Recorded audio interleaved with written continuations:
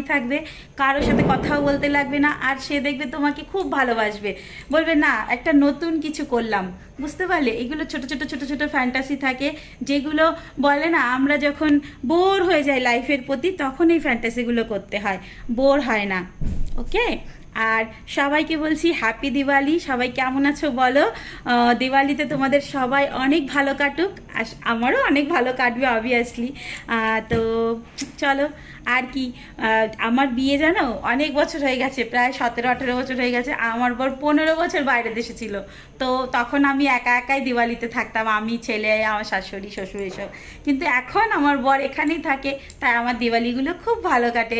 আমার অত বেশি চাহিদা নেই, এটা চাই ওটা চাই, বাট আমার বর আমার সাথে আছে, ওটাই আমার সবচেয়ে বেশি খুশি। তো তোমরাও নিজেদের পার্টনারকে খুশি রাখো, নিজেদের পার্টনারের সাথে থাকো, ছোট ছোট ফ্যান্টাসি করে নিজেদের লাইফকে হ্যাপি রাখো, নিজেদের সংসারী লাইফটাকে অনেক ভালো করে তোলো। এটাই, আর কিছুই না। দেখো, তোমরা, আমার একটা কথাতে যদি তোমাদের সংসারটা বেঁচে যায়, তোমাদের সংসারটা ভালো থাকে, তাহলে আমার তো ভালো লাগবেই, বলো? এটাতে কি হয় বলো তো? ভগবানও আমাকে আশীর্বাদ দেয়। অনেকেই খারাপ কথা বলে, বাট তাতে আমার কিছু যায় আসে না।